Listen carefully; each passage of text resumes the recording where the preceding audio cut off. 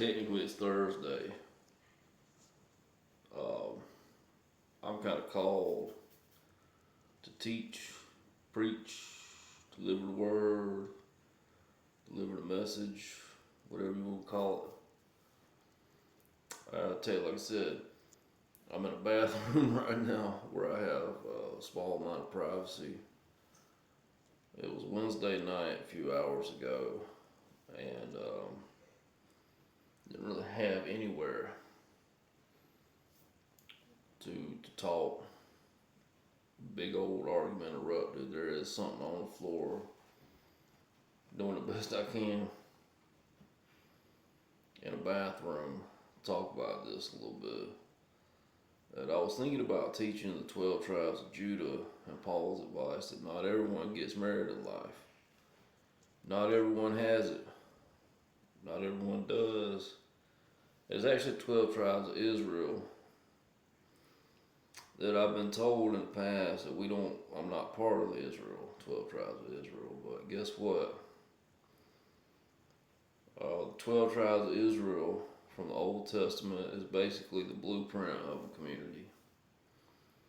If you have kids, you are most definitely part of a community, whether you think so or not. So let's see what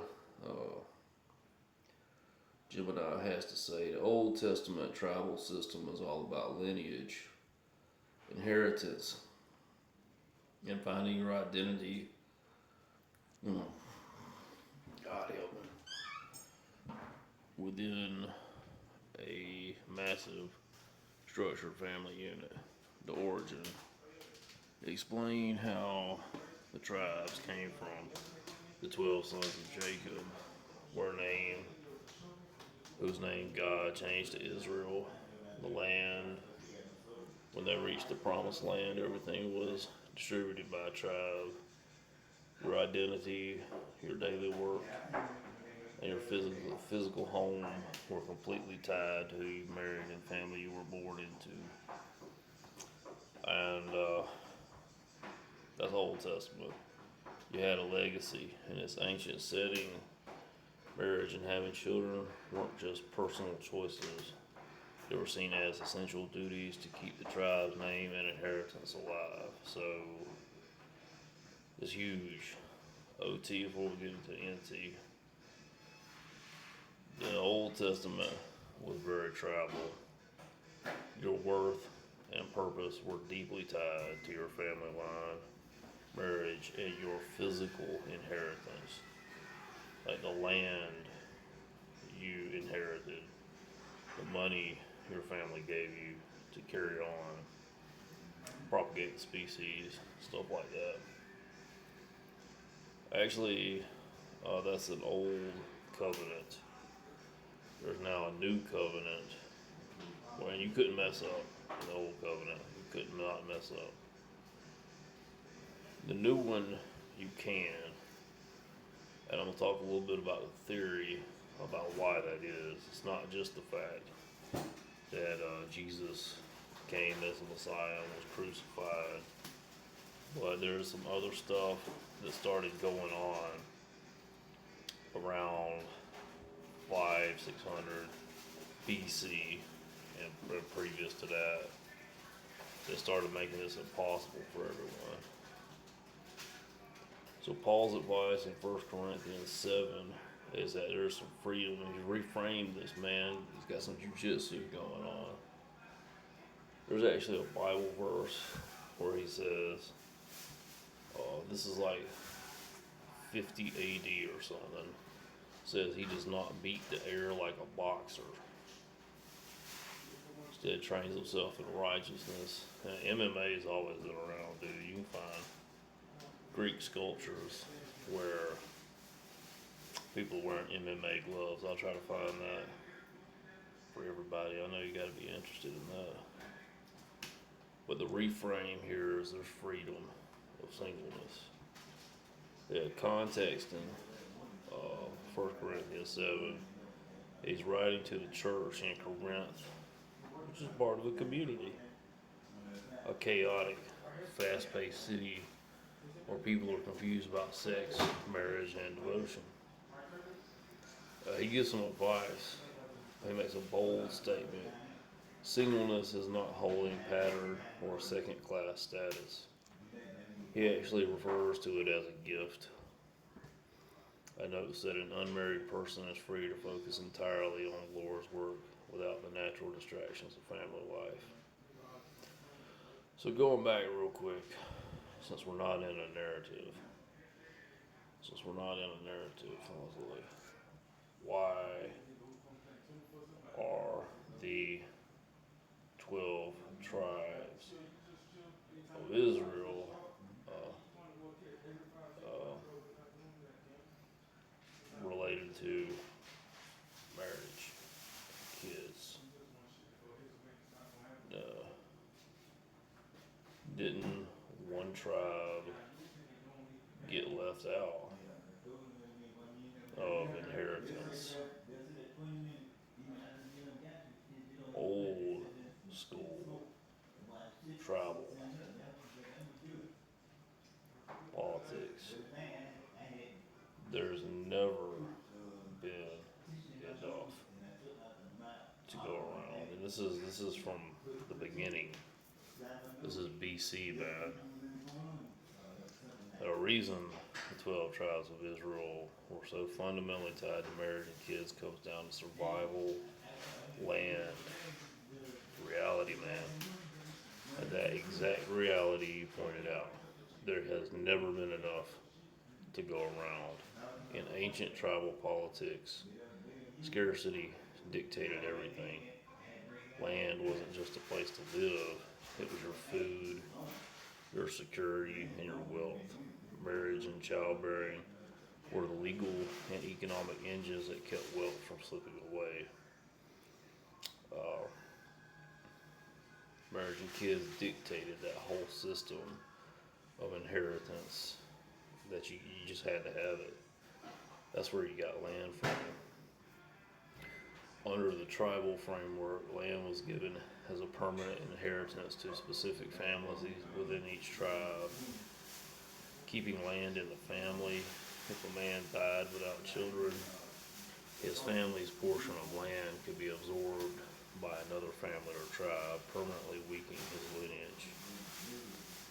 The Levite marriage. This system was so strict that if a married man died without a son, ancient law required his brother to marry the widow. And yes, indeed, number two, the tribe left out of the land inheritance, the tribe of Levi. One tribe did not get a physical piece of the pie. Reason for that, the Levites were set apart as the priests and ministers for the entire nation because their full-time job was religious duty and managing the temple. They were not given a massive geographic territory like Judah or Ephraim. They survived because their inheritance was the Lord. Practically speaking, they were given specific cities scattered throughout the other tribes' territories. Big politics. Politics. Going back to BC, before Christ. Yeah, exactly. We're talking about geopolitics and survival strategies that date back thousands of years BC. In the Near East, where geopolitics is born, geography of wealth, civil friction. I mean, a lot of people say they hate AI, but you can almost type some of this stuff in yourself. You want to talk about one of the reasons in the New Covenant? The New Covenant. Well, talk about in general. To me, it seems like for some reason those men without kids are under discipline. Men under discipline from somewhere such that they cannot marry. And it's a heavy, specific layer to add to this. And it takes the conversation into a completely different theological space. When you mention men being under discipline from somewhere without getting paranoid, but at the same time, yeah, become disciplined from somewhere that prevents them from marrying or having children, it actually bridges the two biblical concepts you started with in a very striking way. In ancient Israel, a man being cut off from marriage and lineage was often seen as a consequence of national or spiritual exile. Yet by the time we get to the New Testament, Jesus and the apostles completely reframe what it means to be a man without a family line. Exile. In the Old Testament context, yes, it happens today. Yes, the concept of a eunuch happens today, and that's biblically backed up. Exile happens today is reality. So is castration, the ritual of penile and heart circumcision. It happens at birth, and it happens without surgery, and it happens at any point in time. Because of that very fact, there is not enough to go around. And we're touching on something incredibly profound here. The idea that the deepest spiritual realities, transformations, and even wounds often mirror physical ones, completely bypassing a surgeon's knife. In fact, the Bible even says there's a point at which God himself circumcises the heart so that you cannot feel that kind of pain anymore. It's a radical, painful cutting away of the ego, the fleshly desires, and the stubborn will. And they go through a genuine heart circumcision, an invisible boundary is drawn, whether you like it or not. It's a severing of your potential. Just as physical castration eliminates the biological capacity to reproduce, a person can experience a circumstantial or spiritual shearing that achieves the exact same results in their life. This is an experience of having one's generative power, the ability to build a traditional family, to dream of a conventional future, or to marry, completely neutralized by forces outside of their control. You ever been through an existential condition? More than likely, there has been an inner exile. It can come from God, people, your own family, your mother, and the devil. And dude, the New Testament, New Covenant says, if you ain't got shit, then hopefully, maybe what you do have is a better relationship with God than most other people. It's the ultimate treaty, marriage, because there were no international courts or signed paper contracts. These political alliances was only as good as a blood bond. That's why it's the ultimate political tool of the BC era. It was a way to fuse kingdoms, but there was a cost to breaking it. Machiavelli almost fails here.